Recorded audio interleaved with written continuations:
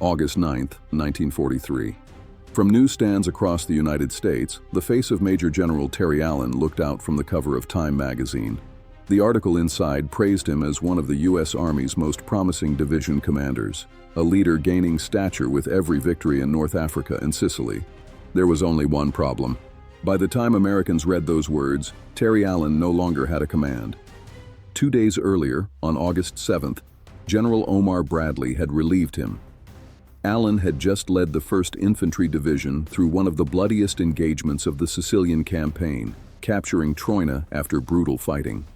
His division had won every major battle it had been assigned in North Africa and Sicily. In Sicily, Allen's men halted a German counterattack that threatened to push the Allied landings back into the sea. Despite that record, Bradley sent him home. The official reason was discipline. Allen tolerated sloppy salutes. He ignored parade ground formalities. He focused relentlessly on combat readiness, often at the expense of regulation and ceremony. To Bradley, that was unacceptable. To Allen's men, it was irrelevant. The timing was disastrous. On August 9th, Americans saw Allen celebrated as a hero while he sat aboard a transport ship, stripped of command and returning to the United States in disgrace. Bradley had just relieved the general the country believed to be one of its best combat leaders, and Washington noticed. Army Chief of Staff George C. Marshall was watching closely, and Marshall was about to do something Bradley did not expect: give Terry Allen another chance. Allen's story had never followed the usual path. He entered West Point in 1907, born into a family steeped in military tradition. His father was an Army colonel. His grandfather had fought at Gettysburg. For 4 generations, his family had worn the uniform. But Allen did not fit in. He suffered from severe dyslexia, making reading slow and painful. He compensated by memorizing everything, but academics remained a constant struggle. He failed out of West Point, twice. Most men would have walked away. Allen did not. He completed ROTC at Catholic University in Washington, D.C., and entered the Army through a non-traditional commissioning route. Regular Army officers looked down on him. He had not earned his commission the proper way. Allen did not care. He knew exactly where he wanted to be. And over the next 3 decades, he would prove, again and again, that classroom performance meant little once bullets started flying. During the First World War, Terry Allen became a legend among enlisted men and a persistent problem for his superiors. He commanded an infantry battalion by the age of 30. He led patrols personally into no man's land, ignoring regulations that told battalion commanders to remain behind the lines. During the Meuse-Argonne offensive, a machine gun round tore through his jaw. Doctors recommended evacuation. Allen argued his way back to the front before the wound had fully healed. He returned to the line still bleeding. His men were unsure whether to be inspired or alarmed. In the end, they were both. To his superiors, Allen was difficult. He drank heavily. He ignored rules he considered useless. He treated military ceremony as a distraction from training. But wherever he commanded, his units fought, and they won. That contradiction would define his entire career. And in 1943, it finally caught up with him. After the armistice, Allen returned to a peacetime army that never suited him. He moved from one cavalry post to another, repeatedly getting into trouble, and just as often being pulled back out. By then, his reputation was firmly set. Terry Allen was the officer you wanted when fighting started, and the one you avoided everywhere else. By 1940, his career appeared to be approaching its end. Lieutenant Colonel Allen was once again being reprimanded by his regimental commander. Another incident, another investigation, another potential court-martial. For most officers, this would have been the final warning. Then a telegram arrived. Allen had been promoted to brigadier general, skipping the permanent rank of colonel entirely.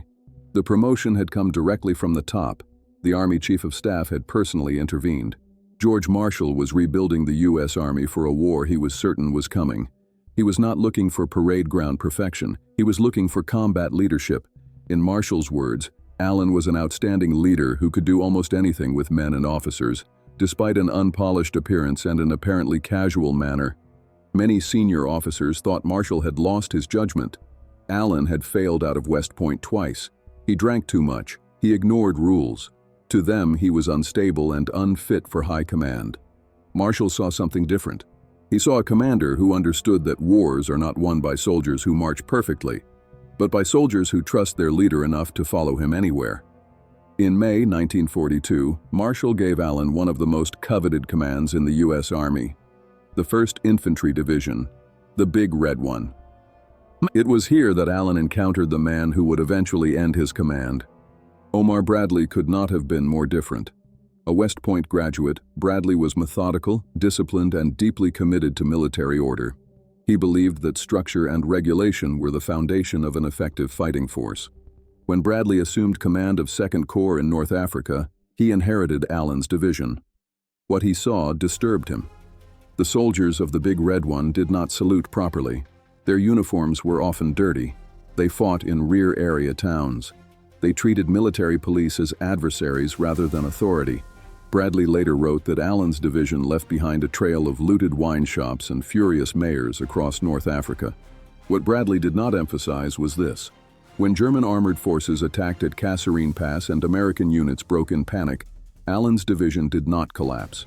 When 2nd Corps needed a counterattack, it was the Big Red One that held and then advanced. Allen's men led the assault. The same lack of polish that offended Bradley had produced a unit hardened for combat.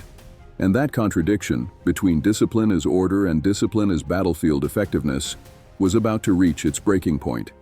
Bradley would later concede, though never comfortably, that no one in 2nd Corps matched Terry Allen when it came to leading troops in combat.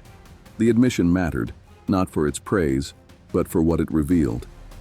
Bradley believed Allen was the most effective battlefield commander under his authority. He simply believed that effectiveness was not enough. For Allen, North Africa produced a lesson that would define the rest of his career. Daylight attacks were killing his men. German artillery and machine guns dominated open ground. Any advance made in daylight was exposed, predictable, and devastatingly costly. At night, that balance disappeared. German gunners could not hit what they could not see. American infantry could close distance before defenders even realized an attack had begun.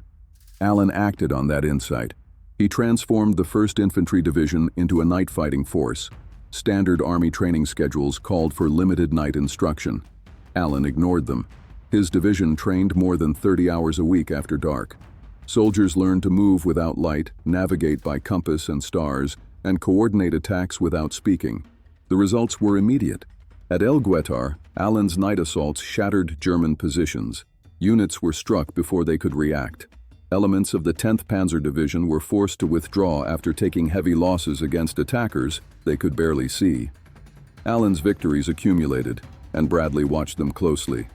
The combat results improved, the discipline problems did not. In July 1943, the Allies invaded Sicily. The American 7th Army landed under George Patton, while the British 8th Army advanced under Bernard Montgomery. Patton personally requested Allen's 1st Infantry Division for the most difficult landing zone. He trusted them. On July 10th, within hours of landing, German forces from the Hermann Göring Division counterattacked with nearly 90 tanks, attempting to drive the Americans back into the sea. Allen's division stopped them. Later, Bradley made a remarkable admission. He questioned whether any other American division could have repelled that attack in time to save the beachhead. It was a devastatingly honest assessment, but Allen did not stop there.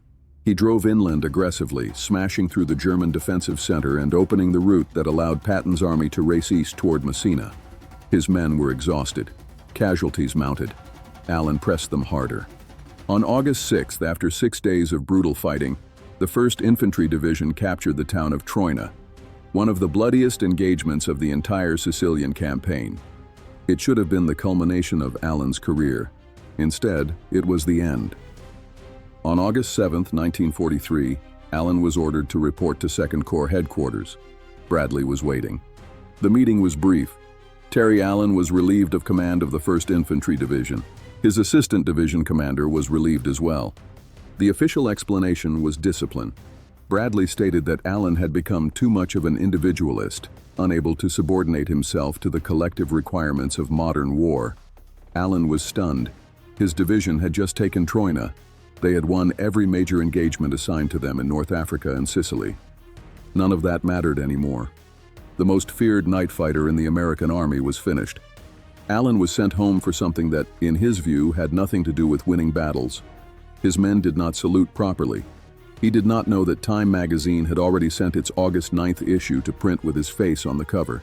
He did not know that while he crossed the Atlantic in disgrace, American newsstands would soon be celebrating him as one of the Army's finest combat commanders. All he knew was that his career was finished. When George Patton learned what Bradley had done, he was furious. Patton and Allen had clashed constantly. They insulted each other's tactics, leadership styles, and personalities. They were not friends. But Patton recognized what Allen had built, and he had little patience for generals who valued salutes more than victories. When Eisenhower publicly criticized the discipline of Allen's division, Patton interrupted him in front of the entire staff. He argued that Eisenhower was wrong. You do not whip a dog before sending it into a fight. It changed nothing. Eisenhower supported Bradley's decision. Allen was done. The men of the 1st Infantry Division took the news hard. They were not just losing a general. They were losing the man who had eaten in their mess lines, walked their perimeter wires at night, and shared their risks. That night, Allen boarded a transport ship bound for the United States. He did not look like a conqueror. He looked like a man whose life's work had been cut out of him at 55. The Army had told him he was obsolete. It did not know that George Marshall was watching. October 15, 1943. Terry Allen stood before a formation of soldiers at Camp Adair, Oregon. These were not the hardened veterans of the Big Red One. They were draftees and recent enlistees who had never heard a shot fired in anger. They were the 104th Infantry Division, the Timberwolves. Just 2 months after Bradley declared Allen unfit for command, Marshall intervened again. He gave Allen a 2nd division. 2 months. Bradley relieved him, and before the paperwork was even dry, Marshall handed him another command. The message was unmistakable. Marshall did not need a diplomat. He needed a brawler. Allen looked at the raw troops in front of him and saw potential. He would build this division from nothing. He would train them in the methods that had terrified German units in North Africa and Sicily, and he would prove that Bradley had made one of the worst personnel decisions of the war. Training began that afternoon. Allen transformed the 104th Division into something the U.S. Army had never seen. While standard units trained for daylight operations, the Timberwolves lived in the dark. They learned to move without flashlights, without noise, without hesitation. Allen was back, and this time, he was preparing for something even bigger. They perfected hand signals that worked in total darkness. When voices risked giving away positions, Allen drilled his men until every soldier knew exactly where to be, without being told. He was ruthless about discipline now. He drove his division to the breaking point, but this time it was not only about winning battles, it was personal. Every successful night exercise was a silent rebuttal to the officers who had called him undisciplined. Allen was forging the Timberwolves into a weapon that Omar Bradley would one day be forced to respect. The division adopted a motto, "Nothing in hell must stop the Timberwolves." By August 1944, they were ready. Allen loaded his division onto transport ships bound for France. He was going back to war. The 104th Infantry Division entered combat on October 23, 1944, in the Netherlands. Allen attacked at night. The Timberwolves advanced nearly 15 miles in 5 days through flooded lowlands that had stalled other divisions. Even Bernard Montgomery took notice and sent his congratulations. Then they reached the Siegfried Line, concrete pillboxes, dragon's teeth, interlocking fields of fire. Other divisions had bled themselves white attacking these defenses in daylight. Allen attacked at night, again and again. Stolberg fell, then Eschweiler, then Inden. Town after town taken in darkness, while German defenders struggled to organize resistance against an enemy they could not see. They smashed across the Roer River in a brutal night assault. And finally, they reached Cologne. German soldiers began calling the 104th the Night Fighters. Prisoners told interrogators that fighting them was unfair. They could not see the Americans coming. The usual rules no longer applied. By the spring of 1945, Allen's division had crossed the Rhine and was racing toward the Elbe. They had become exactly what Allen promised George Marshall, the most feared night-fighting unit in the European theater. Then they found something that would haunt them forever. On April 11, 1945, the 104th reached Nordhausen. There they discovered a concentration camp. 3,000 corpses lay in the open. Another 750 survivors, emaciated, sick, and dying, had been left behind. The SS had fled. The prisoners had been forced to build V-2 rockets in underground tunnels, worked to death in darkness, then abandoned when they were no longer useful. For 6 months, the Timberwolves had owned the night. They had used darkness as both shield and weapon.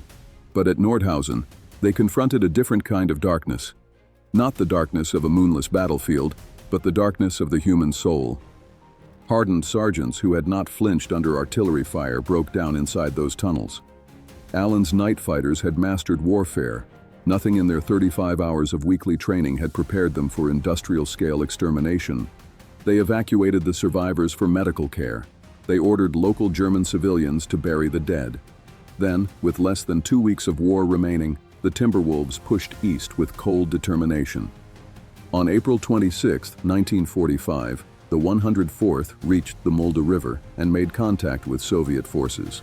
They were among the first American units to link up with the Red Army.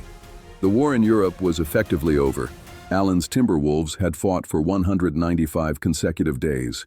They had never yielded ground to a counterattack. They had never failed to take an assigned objective. The division given to Terry Allen as a consolation prize, Green Draftees, a far cry from the battle-hardened Big Red One, had become one of the most effective fighting units of the entire war. German prisoners consistently ranked the 104th among the American divisions they least wanted to face. The night fighters had earned their reputation. The cost was enormous. Nearly 5,000 Timberwolves became casualties. More than 1,000 were killed in action. Allen personally wrote hundreds of letters to the families of the dead, each one specific, each one acknowledging the sacrifice made under his command. Omar Bradley never admitted he had been wrong about Terry Allen. But George Marshall's judgment had been vindicated. The general who appeared on the cover of Time magazine 2 days after being fired had just led his 2nd Division to victory. The troublemaker who failed out of West Point twice had built the most feared night fighting unit in the European theater. Bradley once said Allen was too much of an individualist for coalition warfare. Allen proved that individualism wins wars. If this story helped you understand how wars are actually fought, consider subscribing to the channel. Like the video if you found it valuable, and share it with someone interested in military history. And if you have a perspective on Terry Allen, or on whether individualism belongs in modern warfare, leave a comment below.